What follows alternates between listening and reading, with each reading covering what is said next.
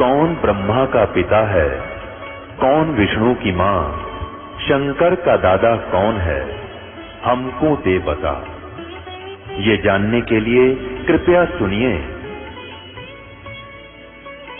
जगत गुरु तत्वदर्शी संत रामपाल जी महाराज के अमृत वचन सर्व पवित्र धर्मों के पवित्र शास्त्रों के आधार पर।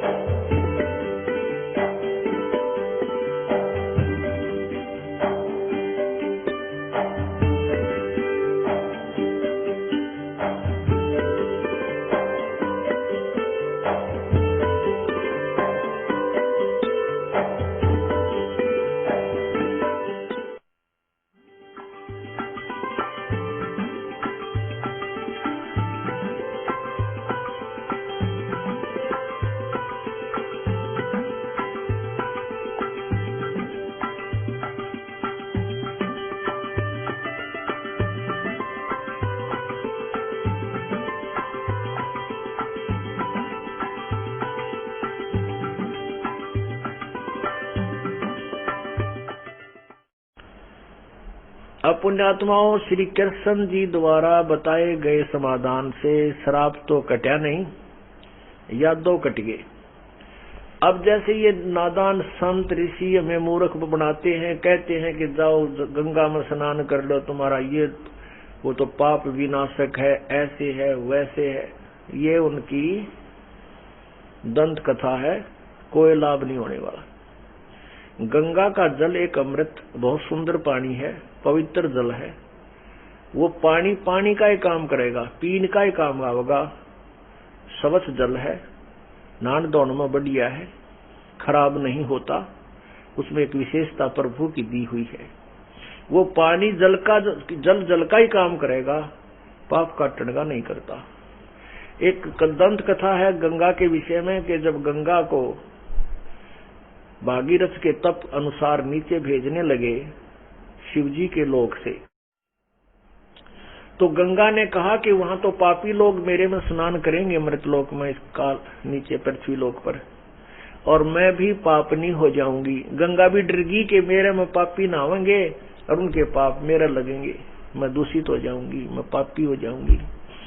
तो उसको बताया गया समाधान कि तेरे अंदर को तत्वदर्शी संत स्नान करेंगे तो तेरे पाप भी कट जाएंगे। तो पुण्यात्माओं ने क्या करें, एक सिंपल सी कथा है, एक कहावत है कि अंधा नौतर दो बुलावे। किसी को अंधे ने निमंत्रण देवे तो एक उसका उंगली पकड़ने गीला होगा, यानी दो डबल खर्चा हो गया। तो गंगा में नहावा और गंगा के स्नान फिर संत काटे, तो क्यों ना हम संतों के पास ही चले जाएं जो गंगा का भी उद्धार करे। तो ऐसे हमने अब निष्कर्ष से तत्व ज्ञान वाली दृष्टि से देखना है। गीता जी अध्याय नंबर 16 के श्लोक 23 में कहा है कि शास्त्र विधि को त्याग कर जो मनमाना आचरण करते हैं, मनमानी पूजाएं करते हैं, उनको न तो कोई सुख होता है, न उनका कोई सिद्धि प्राप्त होती है, और न ही उनकी कोई गति होती है, अर्थात व्यर्थ है। तो 24वें श्लोक में कहा कि जो शास्त्र विरुद्ध साधना त्यागनी है, त्यागने योग्य है, जो करने योग्य है या ना करने योग्य है, इसका फैसला भी सदग्रंथों से ही करना, किसी व्यक्ति से कहने से नहीं। तो हमने इस तत्व ज्ञान रूपी जो तत्व ज्ञान है, इसमें सदग्रंथों के आधार से आपको प्रमाण दिए जाते हैं। तो इनके आधार से हमने उन सदग्रंथों में लिखे हुए आध्यात्मिक कर्म को करना है, और जो उनमें नहीं लिखा है उनको त्याग देना है। वो मनमाना आचरण है। तो ऐसे श्री कृष्ण जी ने भी मनमाना आचरण बताया, क्योंकि इन भगवानों के पास भी यथार्थ ज्ञान नहीं था, ना ही यथार्थ भक्ति विधि थी। ये तत्व ज्ञान से परिचित नहीं थे, इनकी साधनाएं भी व्यर्थ थी, ब्रह्मा विष्णु महेश तक की। और ये अन्य ऋषि महर्षियों की तो फिर आप इस अंडरस्टूड है, समझ जाओगे, वो किसी साधना करते थे। अब यहाँ बात थोड़ी सी बिगड़ती है कि जो पुण्यात्मा प्रथम बार इस तत्व ज्ञान के अमृत ज्ञान को सुनेगा तो एकदम धक्का सा लगेगा कि उस संत मेंटल दिखा है, ये कह रहा है कि ब्रह्मा विष्णु महेश को भी कोई ज्ञान नहीं था, क्या यही ज्ञानी है? यानी ऐसे ऐसे बहुत से उपद्रव एकदम इस अज्ञान के उठते हैं, लेकिन ये परमात्मा का जो ज्ञान है, ये तत्व ज्ञान है, ये तोब का गोला है। ये बिल्कुल साफ कर देगा, सभी संसार रूपी कलों को तोड़ कर धर देगा, मैदान कर देगा। कबीर साहब कहते हैं और ज्ञान सब ज्ञान डियो कबीर ज्ञान सो ज्ञान, और जैसे गोला तोब का करता चले मैदान। तो इसके लिए शंका समाधान के लिए थोड़ा सा एक शास्त्र का सहारा लेते हैं। देखिएगा श्रीमद देवी भागवत यानी श्री देवी पुराण, शक्ति पुराण, देखिएगा ये है श्रीमद देवी पुराण, गीता प्रेस गोरखपुर से प्रकाशित है। इसमें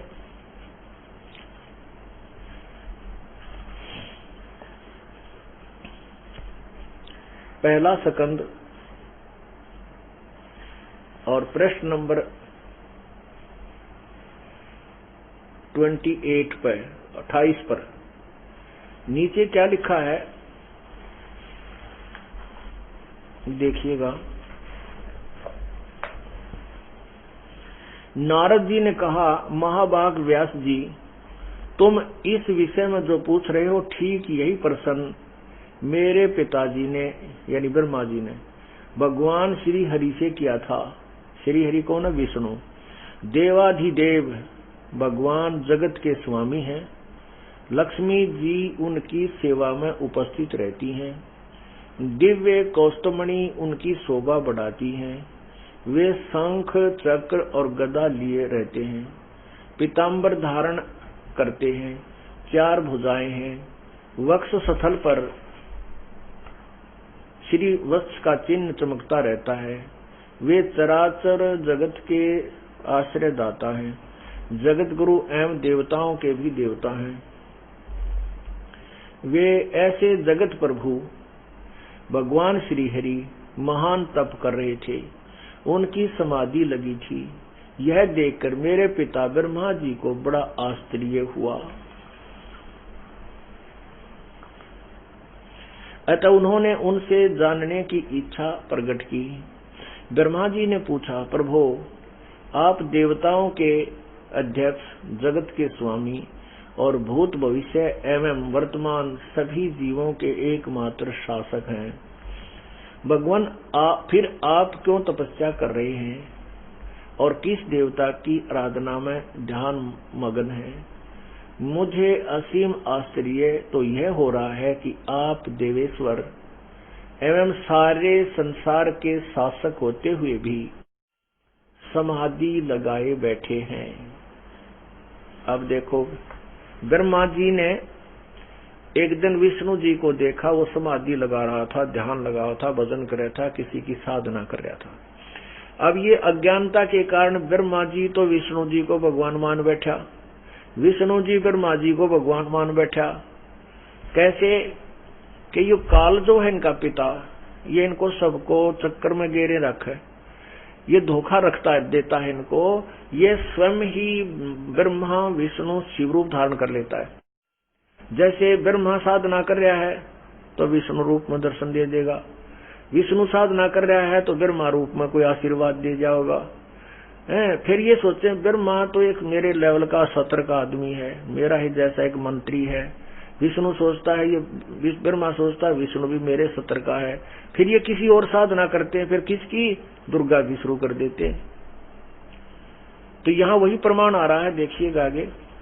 तो ब्रह्मा जी ने पूछा, तो आप किसकी पूजा करते हो? आप तो भगवानों के भगवान हो, सारी सृष्टि के मालिक हो, भूत भविष्य वर्तमान के सब जीवों के शासक हो।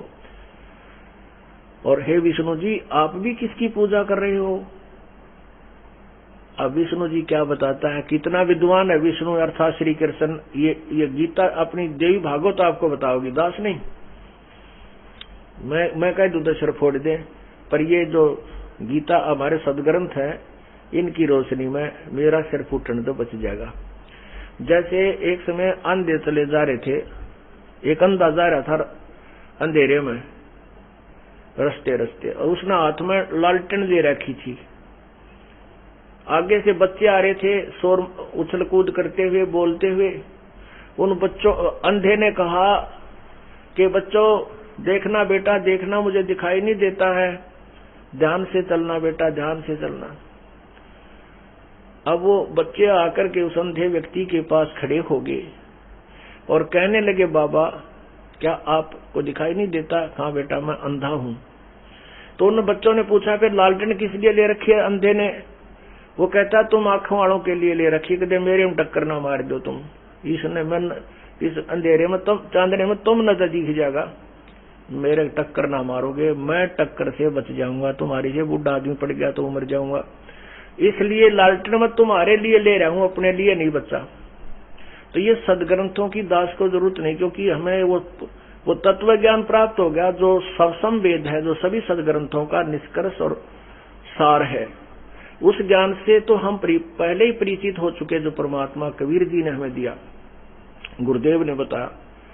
अब जनसाधारण को समझाने के लिए आप आंखों वालों के लिए यह लालटेन सदग्रंथों की दिखाई जाती है, कहते मेरी ये लड़ पड़ो, अपने सदग्रंथों को देख लो, इनमें से पढ़ कर सुनाऊ हूं मैं, और इनमें के लिखा या लालटेन आपको दिखा रहा हूं, ताकि आप किनारा पकड़ जाओ, या तो भक्ति कर लोगे दास के पास आकर, ना अपना चुप जरूर हो जाओगे, अब सच्चाई कह रखिए। अब देखिएगा भगवान श्री विष्णु जी ने क्या उत्तर दिया, आड़ तोड़ पाट जाएगा। सब कितने विद्वान थे, ब्रह्मा विष्णु महेश। ये देखो यही पहला सकंद वही पीछे नीचे चल रहा है, और 28वां ये पृष्ठ ही 28 वाला ही है, नीचे बिल्कुल नीचे आ जाइए। ब्रह्मा जी के ये विनित वचन सुनकर भगवान श्री हरि, ये 29 पृष्ठ है 29, श्री हरि उनसे कहने लगे, यानी विष्णु जी, ब्रह्मन सावधान होकर सुनो, मैं अपने मन का विचार व्यक्त करता हूँ। देवता दानव और मानव सब यही जानते हैं कि तुम सृष्टि करते हो, मैं पालन करता हूँ, और शंकर संहार किया करते हैं, किंतु फिर भी वेद के पारगामी पुरुष अपनी युक्ति से यह सिद्ध करते हैं कि रचने पालने और संहार करने की यह योग्यता जो हमें मिली है, इसकी अधिष्ठात्री देवी शक्ति देवी है। वे कहते हैं कि संसार की सृष्टि करने के लिए तुम में राजसी शक्ति का संचार हुआ है, मुझे सात्विक शक्ति मिली है, और रुद्र में तामसी शक्ति का आविर्भाव हुआ है। उस शक्ति के अभाव से तुम इस संसार की सृष्टि नहीं कर सकते, मैं पालन करने में सफल नहीं हो सकता, और रुद्र से संहार कार्य होना भी संभव नहीं। ब्रह्मा जी, हम सभी उस शक्ति के सारे ही अपने कार्य में सदा सफल होते हैं आए हैं। सुवर्त प्रत्यक्ष और परोक्ष दोनों उदाहरण मैं तुम्हारे सामने रखता हूँ, सुनो। यह निश्चित बात है कि उस शक्ति के अधीन होकर ही मैं प्रलय काल में इस शेष नाग की सैया पर सोता और सृष्टि करने का अवसर आने पर जाग जाता हूँ। मैं सदा तप करने में लगा रहता हूँ, उस शक्ति के शासन से कभी मुक्त नहीं रह सकता। कभी अवसर मिला तो लक्ष्मी के साथ सुख पूर्वक समय बिताने का सौभाग्य प्राप्त होता है। मैं कभी तो दानवों के साथ युद्ध करता हूँ, अखिल जगत को भय पहुंचाने वाले दैत्यों के विकराल शरीरों को शांत करना मेरा परम कर्तव्य हो जाता है। अब देखो आगे क्या कहते हैं, मुझे सब प्रकार से शक्ति के अधीन होकर रहना पड़ता है, दुर्गा के। उन्हीं भगवती शक्ति का मैं निरंतर ध्यान किया करता हूँ। ब्रह्मा जी, मेरी जानकारी में इन भगवती शक्ति अर्थात दुर्गा से बढ़कर कोई दूसरा देवता नहीं है। जय हो भगवान विष्णु और इसके ज्ञान की। अपुण्यात्मा, इनके ज्ञान का तोड़ पाट गया। भगवान विष्णु कह रहे हैं कि मेरी समझ मेरी जानकारी में इस सुख शक्ति दुर्गा के ऊपर कोई देवता को ना जिसकी भक्ति करनी चाहिए। और दुर्गा कह रही है कि उस परमात्मा की भक्ति करो जिसने सारी सृष्टि रची। अरे तेरा गजब भैया।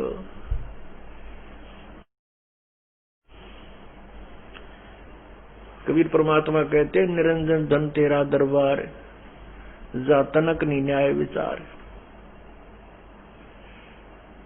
कहते हैं अज्ञानी को परम विवेकी, पाखंडी की पूजा जग में संत न कहे लबाड़। अज्ञानी को परम विवेकी और ज्ञानी को मूड गंवार, निरंजन धन तेरा दरबार। होय होय। कहे कबीर सुनो भी साधो या सब उल्टा व्यवहार, और सच्चों को तो ये झूठ बताओ और झूठों का एतबार, निरंजन धन तेरा दरबार। होय होय। अब ये सारे कपोड़ पहले कोई कहे वो भगवान है, कोई कहे वो भगवान है, कोई कहे दुर्गा मतलब। और विष्णु जी तो यहाँ का सुप्रीम पावर मानी जाती थी, और ये कितना ज्ञानवान है ये स्पष्ट हो गया। ये खुद तप करता है, तप करके शक्ति ग्रहण करता सिद्धि, और सिद्धि को फिर राक्षस मारने में ये काल इनको लगा देता है, उसको डिस्चार्ज करा देता है उसकी पावर को, और फिर ये एक जीव के जीव बना देता है। ऐसा धोखा हमारे साथ किया जा रहा है। तो कबीर परमात्मा की शरण में रहकर ही ये भक्ति कर सकता है प्राणी, और उसी तत्व ज्ञान के आधार से हम परमात्मा के उस पूर्ण मोक्ष को प्राप्त कर सकते हैं, परमात्मा के उस परम पद को प्राप्त कर सकते हैं जो सद्ग्रंथ हमें संकेत कर रहे हैं, निर्देश कर रहे हैं। तो अब जो आप कथा सुन रहे हो, ये प्रसंग चल रहा है कि श्री कृष्ण जी समाधान बता रहे हैं, अर्थात विष्णु जी।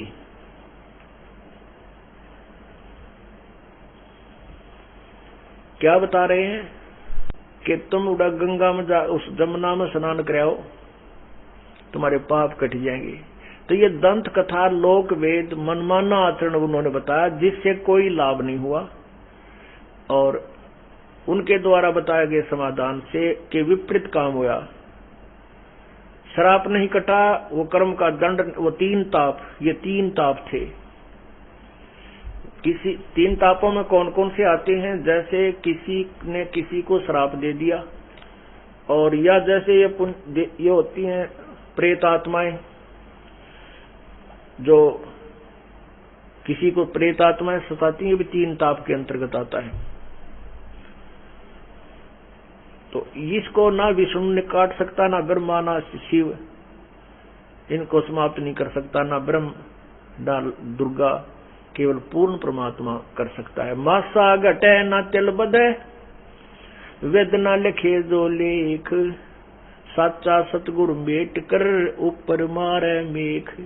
तुम कौन राम का जपते जापम, तात कटे ना तीनू तापम। ओए होए, तुम कौन भगवान के कौन से भगवान की भक्ति करते हो जिसे तुम्हारे तीन ताप भी ना कटते?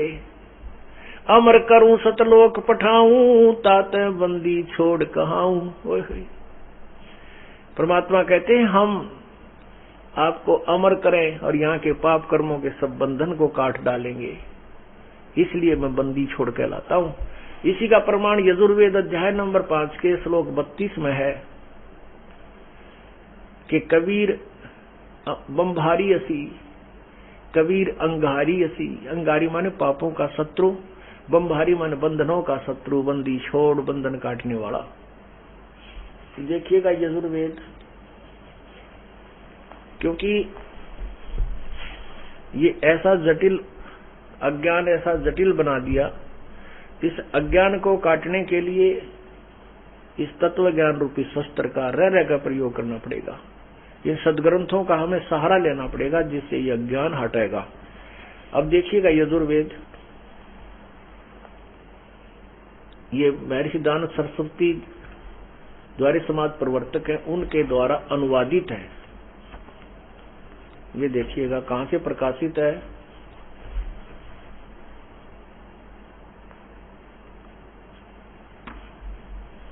सार्वदेशिक आर्य प्रतिनिधि सभा, प्रकाशक है सार्वदेशिक आर्य प्रतिनिधि सभा 2/5 महर्षि दानव भवन, रामलीला मैदान, नई दिल्ली। और इसमें देखना 5 अध्याय नंबर 5 के श्लोक नंबर 32 में आपको दिखाते हैं। ये देखो,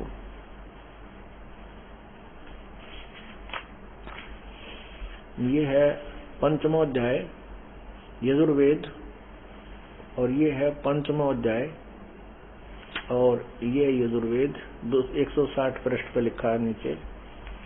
ये 32वां श्लोक है, ये 32वां मंत्र, ये 32वां मंत्र है। इसमें लिखा है उसी गति, ये कबीर अंगारी रसी, अंगारी रसी, कबीर अंगारी रसी, बम्भारी अवेसुरसी।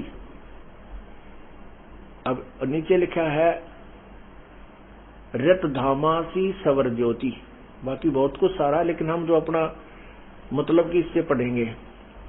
अनुवाद स्वामी दयानंद जी द्वारा किया हुआ। हे जगदीश्वर, जिस कारण से आप कांतिमान असीमाने हैं। अंगारी, ये है कबीर अंगारी। अब इन्होंने अंगारी शब्द अलग लिया है। अंगारी का अर्थ है खोटे चलन वाले जीवों के शत्रु, व इन्होंने कवि का अर्थ कांत पर जय कर दिया। हम इसको सीधा ले लेते हैं कबीर, कबीर को हम बै बोलते हैं, बै को, वै को, तो कबीर अंगारियसी, यानी कबीर परमात्मा जो है वो पापों का शत्रु है, पाप काटने वाला है। और फिर बम्भारियसी, इन बम्भारी का क्या अर्थ किया है? बम्भारी का अर्थ क्या? बंधनों के शत्रु। ये तो अज्ञान सोच है, वह तारादि तंतुओं के विस्तार करने वाले। बम्भारी का अर्थ है बंधन, अरि माने शत्रु। बम्ब माने बंधन, अरि माने शत्रु। बम्भारी माने बंधनों के शत्रु, यानी बंदी छोड़। हम इसे बंदी छोड़ कहते हैं, और हम इसको कबीर, कबीर अंगारियसी, यानी पाप का शत्रु, पाप काटने वाला, और बम्भारी माने बंधनों का शत्रु। और ध्यान देखिए इन्हीं के अनुवाद में रत धामा, ये देखिएगा रत धामा, रत धामा सत धाम युक्त। रत धामा, रत माने सत्य, धाम माने धाम, यानी सतलोक। धाम कहो चाहे लोक, वो सतलोक युक्त है, यानी सतयोग सहित है, सतलोक में रहता है। और सवर ज्योति, इसका अर्थ होता स्वयं प्रकाशित। इन्होंने अनर्थ किया है, अंतरिक्ष को प्रकाश करने वाला नहीं। सवर ज्योति, स्वयं प्रकाशित। और रत धामा सतधाम युक्त, यानी सतधाम में रहने वाला है। और वही वैसे ही युक्त उक्त गुणों प्रसिद्ध आप सब मनुष्यों की उपासना करने योग्य हैं, ऐसा हम लोग जानते हैं। अभी कबीर के बारे में ये वेद बता रहा है, कबीर जी के बारे में, परमेश्वर के बारे में कह रहा है कि तू सतलोक में रहने वाले हो आप, और स्वयं प्रकाशित हो, और सभी लोगों को प्रकाशित करने वाले यानी रचने वाले भी तुम ही हो। और कबीर भगवान, आप बम्भारी बंधनों के शत्रु हो, और अंगारी माने पापों के विनाशक कबीर जी हो। अब रामानंद जी को परमात्मा सुना रहे हैं कि पूर्ण परमात्मा पापों का विनाश कर सकता है। रामानंद जी कह रहे थे कि बच्चा, प्रारब्ध के कर्म तो भोगने ही पड़ते हैं, किसी वेद में नहीं लिखा, किसी संत शास्त्र में नहीं लिखा है कि प्रारब्ध यानी पाप कर्म विनाश होते हैं। कर्म तो ज्यों के तो ही भोगने पड़ते हैं। परमात्मा कहते हैं, स्वामी जी आपने वेदों को पढ़ा है लेकिन समझा नहीं। समझा कैसे नहीं भाई? गुरु बिन वेद, जो गुरु बिन वेद पढ़े जो प्राणी, समझे न सार रहे अज्ञानी। गुरु बिन काहू न पाया ज्ञाना, जो थो था बुझ छड़े किसाना।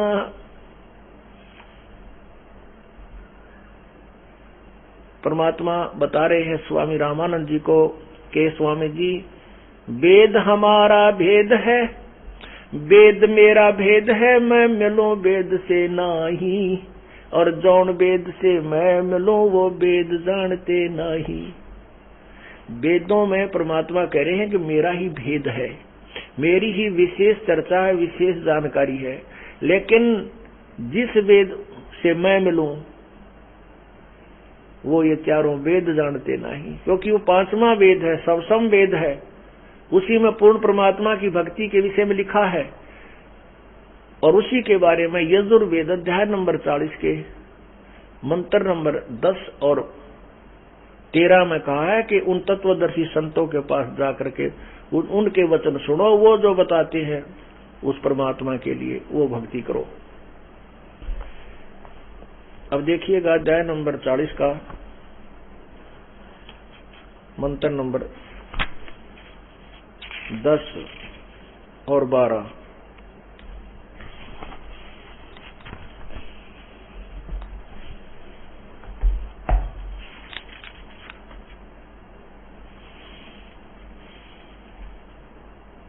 तेरह 12 नहीं 13 ले, ये देखिएगा यजुर्वेद, वही यजुर्वेद है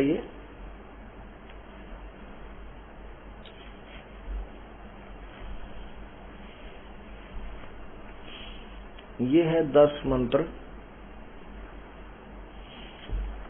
ये है 10वां 4400 अध्याय, 4400 यानी 40वां अध्याय, और ये 10वां मंत्र है। इसमें क्या लिखा है, स्वामी दयानंद जी अनुवाद करे हैं, मनुष्यों जैसे हम लोग, ये देखो यानी वेद बोल रहा है, ये चारों वेदों को बोलने वाला ब्रह्म है, चारों वेदों का और गीता जी का बोलने वाला ब्रह्म है। और वो ब्रह्म बोल रहा है, क्या कह रहा है कि हे व्यक्तियों, जो मैं तुम्हें, हम जो कि उन तत्वदर्शी संतों से जो सुनते हैं उन वचनों को सुनो। ये देखना, ये स्वामी जी के अनुवाद में, बाकी इसका अनुवाद यथार्थ कुछ और बनेगा, वो सुचारू होगा। पदार्थ, हे मनुष्यों जैसा हम लोग धीराणाम मान मेधावी योगी विद्वानों से, धीराणाम का अर्थ है तत्वदर्शी संतों से, मेधावी योगी विद्वानों से, धीराणाम हम कहते हैं इसको तत्वदर्शी संतों से, जो वचन सुनते हैं, जो वचन सुनते हैं, जो वे लोग यानी वो संत हमारे प्रति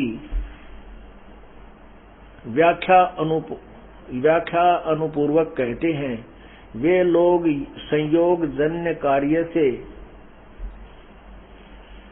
और ही कार्य का फल कहते हैं, उत्पन्न नहीं होने वाले, देख असंभवात उत्पन्न नहीं होने वाले कारण से अन्यत और आहु कहते हैं। इति इस बात को तुम भी सुनो। अब ये स्वामी जी ने तड़ंगा करने का ठेका ले रखा था, अज्ञान करना था, गुड़ का गोबर बनाने की खातिर आया था, यो काल का भेजा हुआ था। ये क्या बता रहा है, इसका सिंपल सा साधारण है कि कोई तो भगवान ने कहता है संभावता, तो संभवात माने ये संभवात संयोग जन्य माने उत्पन्न होने वाला, इस संभवात का अर्थ होता है उत्पन्न होने वाला, और असंभवात उत्पन्न नहीं होने वाले। इसका क्या अर्थ है वैसे सिंपल सा, कि कोई तो भगवान को कहता है वो जन्म लेता है, और कोई कहता है वो जन्म नहीं लेता।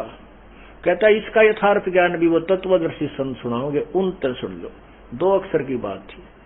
स्वामी जी ने ज्ञान तो कह नहीं था, भांग पिया करता, भांग के नशे में लग गया। सत्यार प्रकाश उल्लास नंबर 8 में कि सूर्य पर भी आदमी रहते हैं, और इसी तरह पृथ्वी की तरह वहां सारे ठाठ बाट हैं, इन वेदों को पढ़ते हैं, और वहां इसी तरह बाग बगीचे हैं, ये फल सारे पदार्थ हैं।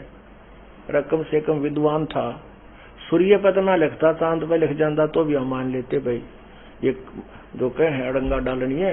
और पहले ना रहते थे यहाँ पर, विज्ञान ने सिद्ध कर दिया कि कई करोड़ वर्षों तक इस पर कोई जीव नहीं था, कोई किसी भी ग्रह पे। और स्वामी जी तो ये 150 वर्ष पहले 125 वर्ष पहले लिखे थे, वहां भी रहते हैं। तो दारू शराब भांग पीते थे, आपके इतिहास में हमने सुनाया था आपको, उन्हीं के अपने करकमलों से लिखी हुई कि मैं भांग पीने लग गया, मेरा एक बहुत बड़ा दोष लग गया था। अब उनके जो अनुयायी हैं वो कुछ कहते हैं बाद में छोड़ दिया था। अगर बाद में छोड़ दिया होता तो सत्यार प्रकाश तो कति लास्ट में लिखा उन्हें। संशोधन कति लास्ट में कर रखा 3 वर्ष पहले मृत्यु तय। यदि भांग पीनी छोड़ दी होती तो सूर्य पर फिर भी आदमी वो काट जाता उसमें सत्यार प्रकाश में, जब भांग पीनी छोड़ रखी होती तो। और उधर लिखता है 7वें समोल्लास में 154 पृष्ठ पर कह रहा है परमात्मा निराकार है। 155 पे कह रहा है कि उस उपासना से उसका साक्षात्कार हो जाए, परब्रह्म से मिल जाते हैं। तो ऐसी जो व्याख्या अपनी ही व्याख्या को दूसरे पृष्ठ पर कंडम कर रहा है तो न से बिना नहीं हो सकती। स्वस्थ दिमाग का आदमी कभी ऐसी नालायकी नहीं कर सकता। और विद्वान को आवे कि उसको इतना नहीं पता तो पहले पृष्ठ पर क्या लिखा अगले पर क्या, उसी को अपने ही सिद्धांत को कैंसिल कर रहा है। तो इस प्रकार इन अज्ञानियों को हमने महर्षि मान रखा था। परमात्मा भी ये कहते हैं निरंजन धन तेरा दरबार जा तनिक न्याय विचार, पाखंडी की पूजा जग में संत ने कह लबाड़। सत्यार प्रकाश 11वें समोल्लास में कबीर परमेश्वर के बारे में ऋषि दानंद जी के विचार आपको सुनाता हूं। इससे सिद्ध होता है परमात्मा की जो वाणी सत्य है,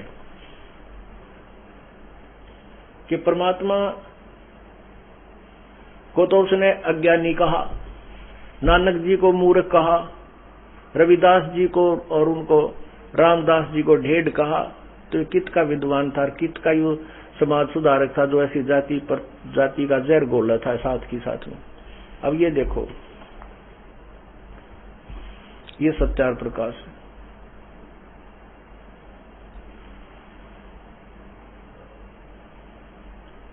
ये कहां से प्रकाशित है? अथ सत्यार प्रकाश है। क्या लिखते हैं? वेद आदि विधि विविध शास्त्र प्रमाण संवित है।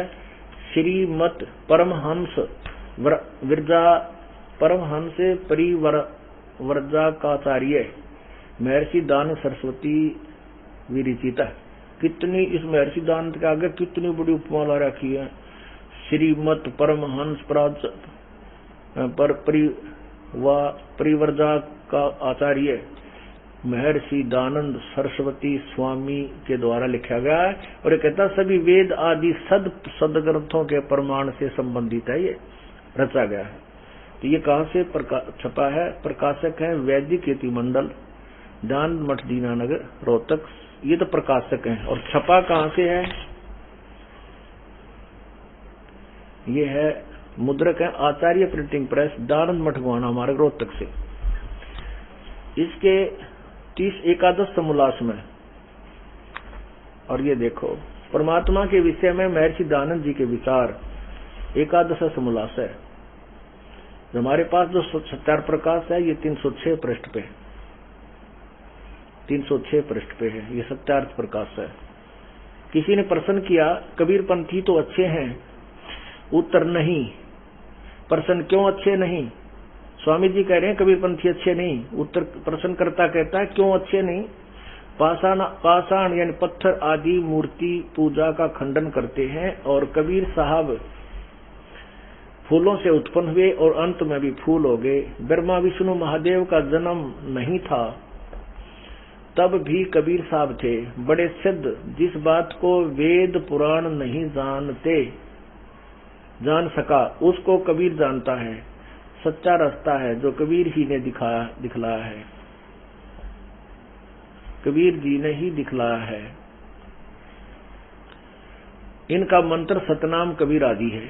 उत्तर स्वामी जी कहते हैं देखो प्रश्नकर्ता ठीक बोल रहा है और स्वामी जी अपनी सोच से उसका विपरीत उत्तर कर रहे हैं। पाषाण आदि तो छोड़ने के पत्थर तो छोड़, कबीर पंथी तो पलंग गद्दी तकिए खड़ाऊं ज्योति यानी दीप के ज्योत चलाओ हैं। ये तो उसकी पूजा करने ज्योत की, ज्योत तो हवन है। महर्षि दानंद ने तो अपनी सोच को ही ऊपर रखा। ज्योत आदि का पूजना पाषाण मूर्ति से यानी पत्थर मूर्ति से घटिया नहीं, नून नहीं। क्या कबीर साहब बनूगा थे? वह कलियां थी था जो फूलों से उत्पन्न हुआ और अंत में फूल हो गया। अब क्या बताता है कि यहाँ जो यह बात सुनी जाती है वही सच्ची होगी कि कोई जुलाहा काशी में रहता था, उसका लड़का बाला नहीं था, एक समय थोड़ी सी रात्रि थी, बाजार में चला जाता था तो देखा सड़क के किनारे में एक टोकरी में फूलों के बीच में उसी रात का जन्मा बालक था। वह उसको उठा ले गया, अपनी स्त्री को दिया, उसने उसका पालन किया। जब वह बड़ा हुआ तो जुल्हे का काम करता था। किसी पंडित के पास संस्कृत पढ़ने के लिए गया, उसने उसका अपमान किया, कहा कि हम जुल्हे को नहीं पढ़ाते। इस प्रकार से कई पंडितों के पास फिरा, परंतु किसी ने न पढ़ाया। तब ऊट पटांग भाषा बनाकर जुल्हे आदि नीच लोगों को समझाने लगा। है जुल्हों को नीच शब्द प्रयोग कर रहा है। तंबूरे लेकर गाता था, भजन बनाता था। विशेष पंडित शास्त्र वेदों की निंदा किया करता था। कुछ मूर्ख लोग उसके जाल में फंस गए। कबीर पंथियों को तो मूर्ख बता रहा है, उसके जाल में फंस गए। जब मर गया तो लोगों ने उसको सिद्ध बना लिया। जो जो उसने जीते जी बनाया था उसको उसके चेले पढ़ते रहे और कान को मूंद कर सब सुनता सुना जाता, उसको ना सब सिद्धांत कहते आदि आदि। अब देखो स्वामी जी का ज्ञान। परमात्मा को तो मूर्ख कह रहा है कि उसने कुछ गाना कुछ पढ़ने गया था, पंडिता दो रहा उन्हें पढ़ाया को नहीं, इसलिए ऊट पटांग भाषा बनाकर अब तक कुछ गाया बजाया करता था। और उसने जो अपने जीते जी कुछ भजन शब्द लिखे, बाद में उसके अनुयायी पढ़ने लग गए। मर गया जब शब्द बना लिया। अब देखो भगवान को तो ये मूर्ख बतावर, आप बन विद्वान कह खेगा पता नहीं। हे मालिक, ऐसे विद्वानों से परमात्मा इस जनता को छुड़वावे और इनको सत्य ज्ञान हो। कहने का भाव ये है कि पूर्ण परमात्मा अपना ज्ञान बता रहा है और यही वेद बता रहे हैं कि उस तत्व ज्ञान को तत्वदर्शी संतों से समझ। यानी वेद ज्ञान जितना दिया गया है वो तो वेदों में वर्णित है, लेकिन इससे अलग और यथार्थ ज्ञान है कि कोई तो भगवान ने जन्म लेने वाला कहता है, कोई मरने वाला न जन्म लेने वाला, यानी वैसे स्वयंभू कहता है। तो इसका निर्णायक ज्ञान भी परम संत ही तत्वदर्शी संत देंगे, उनसे सुनो। अब कबीर परमात्मा रामानंद जी को बता रहे हैं कि पापों का विनाश भी आपके वेदों में लिखा है कि परमात्मा पाप नाश कर देता है। और रामानंद जी कह रहे थे कि नहीं, पाप कर्म प्रारब्ध तो भोगना ही पड़ता है। और यही थ्योरी सिद्धांत था इस महर्षि दानंद का। अब जितने भी ये महर्षि को थे ये सारे ही अज्ञानी थे, घोर अज्ञानी थे, न क्या का बेरा नहीं था। और कहते हैं अंधों की बाँ अंधे न पकड़ रखी थी। और जो सबसे पहला अंधा जो था वो चतुर था, वो कह रहा था मुझे खूब दिखाई देता, मेरे पीछे पीछे आ जाओ। अब देखना इस महर्षि दानंद रूपी अंधे अज्ञानी की छुरी। और फिर वेद क्या बताते हैं? अंधा मतलब यहाँ ज्ञान नेत्रहीन को हम अंधा कहते हैं संत शब्द में। आंखों से अंधे का यहाँ कोई लिंक नहीं है, क्योंकि परमात्मा के पाने के लिए अंदर की आंखों यानी ज्ञान रूपी आंखों की आवश्यकता होती है। अब देखिएगा ये वही वेद सत्यार्थ प्रकाश है और इसके 7वें समोल्लास में ये देखिएगा 7वां समोल्लास, ये सत्यार्थ प्रकाश है। 154 पे किसी ने प्रश्न किया स्वामी दयानंद जी से कि प्रश्न ईश्वर साकार है व निराकार? उत्तर स्वामी जी का निराकार। अब यहाँ देखो 155 पे क्या कहा, किसी ने प्रश्न किया कि परमेश्वर की स्तुति करनी चाहिए व नहीं, परमात्मा की स्तुति प्रार्थना उपासना करनी चाहिए व नहीं, करनी चाहिए व नहीं? उत्तर स्वामी जी का करनी चाहिए। तो प्रश्नकर्ता कहता है क्या स्तुति आदि करने से ईश्वर अपना नियम छोड़कर स्तुति प्रार्थना करने वाले के पाप छुड़ा देगा? उत्तर स्वामी जी का नहीं। प्रश्नकर्ता कहता है तो फिर स्तुति प्रार्थना क्यों करना, इसलिए करें? उत्तर स्वामी जी का उनके करने का और फल है, अन्य ही फल है। प्रश्नकर्ता कहता है क्या फल है? उत्तर स्वामी जी देते हैं दयानंद जी कि स्तुति से ईश्वर में प्रीति, उसके गुण कर्म स्वभाव से अपने गुण कर्म स्वभाव का सुधरना,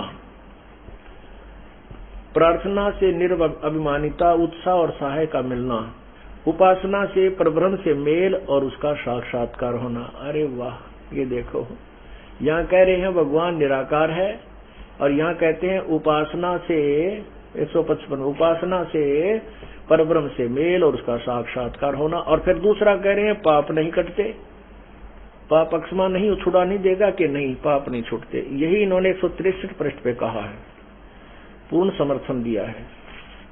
ये देखो 163 पृष्ठ पे इसमें क्या किया है, कहा है कि प्रसन्न ईश्वर अपने भक्तों के पाप अक्षमा करता हुआ नहीं। स्वामी जी उत्तर देते हैं स्वामी दयानंद जी की नहीं, क्योंकि जो पाप अक्षमा करे तो उसका न्याय नष्ट और सब मनुष्य महापापी हो जाएं, क्योंकि उनको पाप करने में उत्साह और निर्भाग्यता हो। जैसे कोई राजा अपराधियों के पाप की अक्षमा करे तो वे अधिक अधिक अपराध पाप करने लगे, और जो अपराध नहीं करता वह भी अपराध करने से न डरेगा। इसलिए सब कर्मों का यथावत फल देना ईश्वर का काम है, क्षमा करना नहीं। अब इनकी पोल, क्योंकि ये वेदों को श्रेष्ठ मानता है महर्षि दयानंद और उधर से स्वामी रामानंद, इन ऋषियों की पोल परमात्मा खोल रहे हैं कि आपके वेद कह रहे हैं वो पाप काट दे घोर, वो कौन सा भगवान है, उसका तुमने बेरा को नहीं, इसलिए तुमने अपनी अज्ञान थ्योरी बना दी कि भगवान पाप नहीं काट सकता। ये देखिए, ये महर्षि दयानंद सरस्वती द्वारा इसका अनुवाद है। और ये वेद तो सही है, क्योंकि वेदों का अनुवाद तो इसलिए करना पड़ा, और इनका अपनी सोच अपनी थ्योरी ये वेद विरुद्ध है स्वामी दयानंद जी की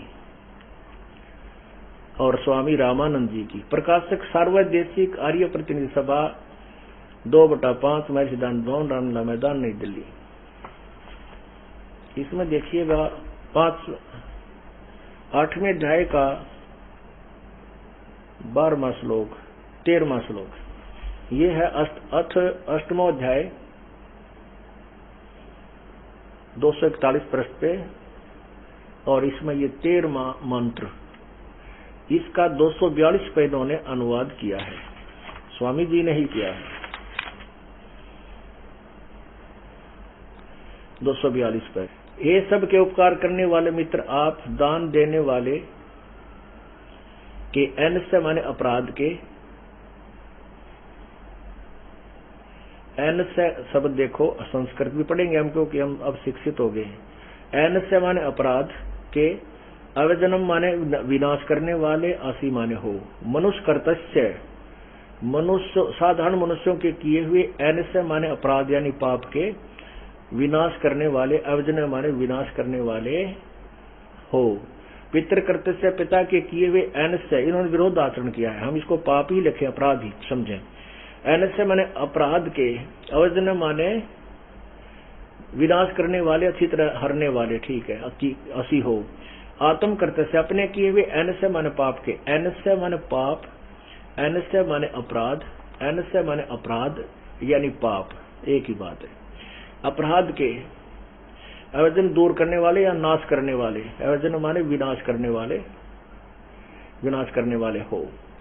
और जैसा एन से अन से, ओहो, अधर्म के अधर्म यानी अपराध के अपराध, घोर अपराध के भी आप नाश करने आ रहे हो। अवजनम, जानता हुआ मैं जो कुछ भी अधर्म आचरण किया करता हूँ वह करूं, अनजान मैं जो कुछ भी किया करता हूँ वह करूं, उस सर्वस्व सब के, एन से माने पाप के, या दुष्ट आचरण लिखा है इन्होंने, पाप के दूर करने वाले असी माने हैं, दूर करने वाले हैं, नाश करने वाले। अब वेद तो कह रहे हैं कि परमात्मा घोर पाप का भी नाश कर देता है, और वेदों की आड़ में दुनिया को गुमराह करने वाला महर्षि दांत कह रहा है कि परमात्मा पाप अक्षमा नहीं करता, ज्यों का तो फल देता है। अरे भले आदमियों, पाप से दुख, पुण्य से सुख। किसी के पैर में कांटा लगा हो और उसको कहे कि मेरा पीड़ा किस लिए है, कि पाप से यानी कांटे से, और किसी के पास समाधान के लिए जाए, वो कहे कि कांटा तो निकलेगा नहीं, जूते पहनो। कांटा लगे पैर में, जूता पहना नहीं जा सकता। कांटा निकले और फिर वो इस डर से जूता पहने कहते फिर कांटा ना लग जा। दुखी प्राणी सुखी हो और फिर वो भक्ति रूपी जूता पहनेगा, कभी नहीं छोड़ेगा भगवान की भक्ति, कि कहीं फिर से वो पाप, वो कष्ट मेरे ऊपर ना आ गिरे।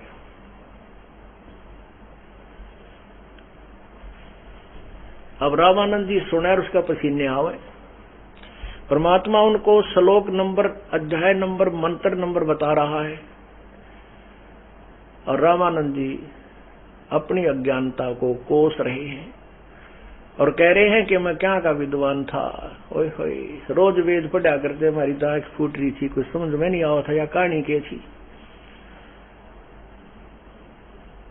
अब परमात्मा आगे सुना रहे हैं कि तुम कौन राम का जपते जापम, तात कटे नाती नूतापम। आगे क्या होता है कि सभी यादव मर गए, नष्ट हो गए, आपस में लड़ मरे। उधर से श्री कृष्ण जी भी जब पता लगा कि सब यादों का नाश हो गया, वैसे विष्णु पुराण में यहां तक लिखा है कि कुछ बच गए थे ना, दो यादव वहां युद्ध हो रहा था, श्री कृष्ण गए वहां पर और उसने भी वो घास पाड़ लिया और बचे हुए यादों को उसने खुद मारा, काट दिए सारे, अपने ही वंशजों का नष्ट कर दिया, अपने ही कुल का नाश खुद किया, शेष बचे हुओं का।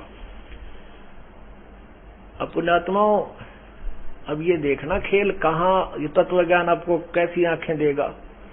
अब वो श्री कृष्ण नहीं, उसमें काल प्रवेश कर गया, यू काल करावा नाश सारे, और उसने जाकर शेष बचे यादों को मार दिया और श्री कृष्ण फिर छोड़ दिया, जाए तू आठ धक्के खानता। वो चलता चलता एक वृक्ष के नीचे बैठ गया और उसमें पैर पे पैर रखा हुआ था। श्री कृष्ण जी के पैर में एक पद्म था। पद्म एक ऐसा चमत्कार होता है, जैसे अपने मूछ या तिल हो जाते हैं, ऐसा ही उनके पैर में आर्ट परमात्मा का दिया हुआ एक तिल था, ऐसा जिस चमकता था, वो उसको पद्म बोलते थे। दिन में वो ऐसा रोशनी करता था, रात्रि में तो जैसे 100 के बल्लभ का रोशनी होती है, इतना चांदना करता था। रात्रि में बल्लभ चस रहा होता, दिन में चस रहा होता, लेकिन उसकी दिखाई देता है लेकिन प्रकाश नहीं होता, फिर भी चमक होती है। ऐसे वो पद्म एक वृक्ष के नीचे झुरमटों की आड़ में, ओट में चमक रहा था भगवान श्री कृष्ण के पैर का। और वही शिकारी जिसने उस कढ़ाई के बचे हुए कड़े से, मछली से निकाले हुए कड़े से विषाक्त तीर बनवाया था, वो उसी बाण को लिए हुए घूम रहा था। उस दिन उसने 12-1 बजे तक कुछ नहीं मिला, कोई शिकार नहीं मिला। तो उसने सोचा कि इस वृक्ष के नीचे जाके विश्राम कर लेता हूं, गहरी छाया है। उस छाया के अंदर श्री कृष्ण विश्राम कर रहे थे और झुरमुट, उसकी जो वृक्ष की जो टहनियां थी वो जमीन पर टिकी हुई थी। शिकारी जब उधर चला तो उसने उस पैर के अंदर से चमक रहा वो पद्म दिखा, झुरमुटों के वृक्षों के पत्तों के अंदर से। उसने सोचा, शिकारी ने सोचा कि ये कोई मृग बैठा है, कोई हिरण है और उसकी आंख चमक रही है। अब मुझे शिकार कोई मिला नहीं और कहीं मैं इधर से जाऊं, ये आहट पाकर भाग ना जा, तो ऐसे सीधे ही तीर ठोक दिया उन पत्तों के अंदर से, आंख निशाना बना के, वो पैर का पद्म निशाना बना के। श्री कृष्ण जी के पैर में वो तीर लगा और तीर लगते ही श्री कृष्ण जी हाय मर गया, हाय मर गया चिल्लाने लगे। तब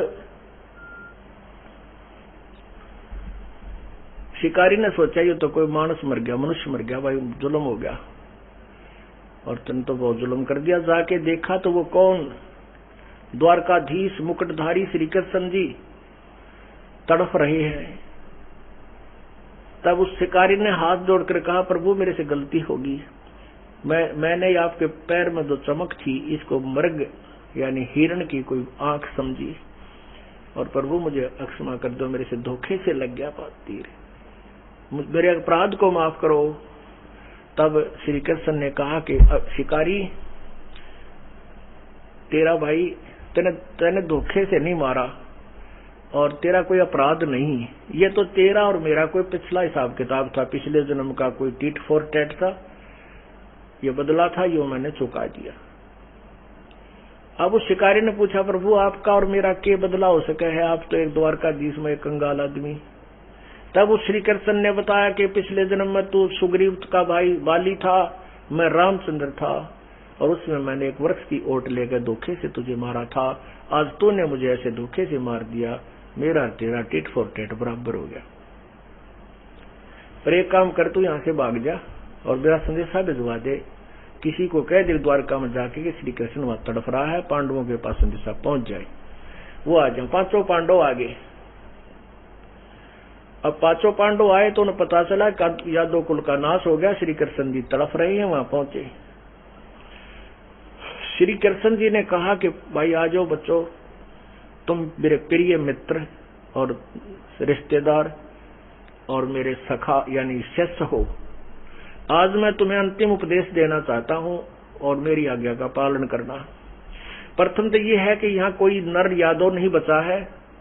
अर्जुन, इन सभी पांचों पांडव, तुम सभी इन स्त्रियों को वहां ले जाना, यहाँ दुष्ट लोग, आसपास के जंगली लोग इनको तंग करेंगे। और दूसरा ये है कि आप सारे पांडव राज त्याग कर हिमालय में जाके तपस्या करके अपने शरीर को गला दो, जब तक तुम्हारा शरीर अंत ना हो हिमालय में तप करते रहो। क्योंकि तप देख रहा क्या विष्णु जी का मैं भी तप करता हूँ, वह से आगे दे दी कि तुम तप करना।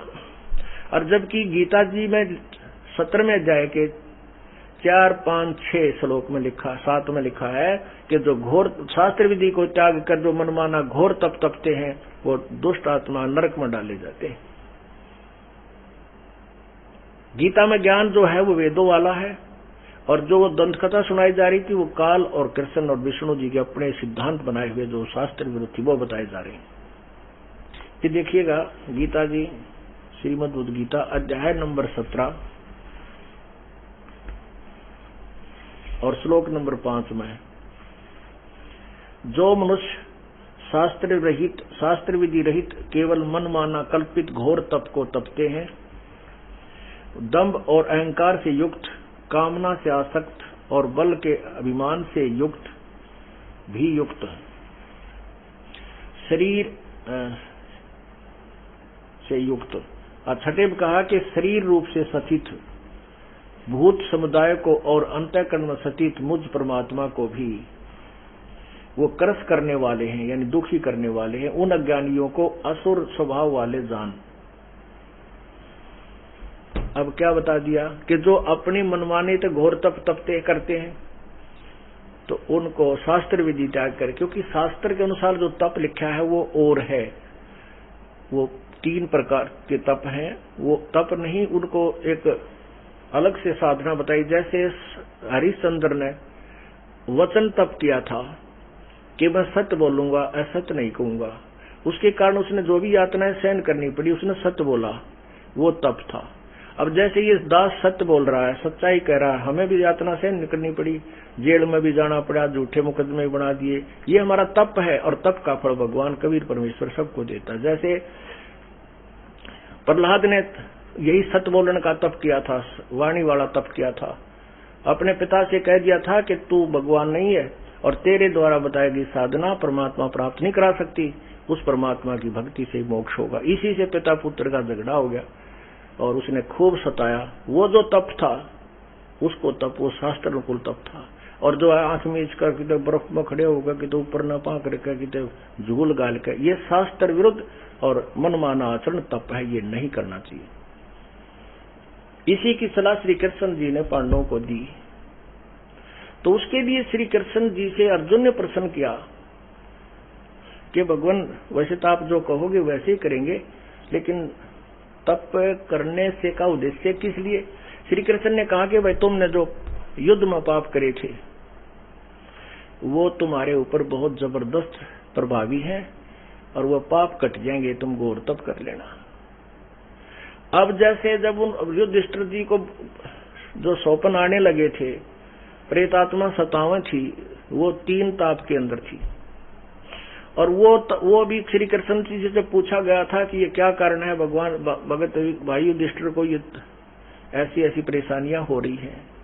तो श्री कृष्ण जी ने कहा था कि तुम्हारे ऊपर जो तुमने युद्ध में पाप किए थे वो सता रहे हैं।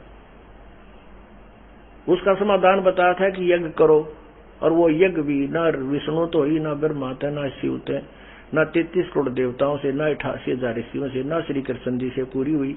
वो अभी कबीर परमेश्वर ने ही जाकर उसको पूरा किया था। तभी वो 3 ताप भी जब कट्टे थे तो परमात्मा ने वहां भोजन खा लिया, वो शंख उनका बजा दिया।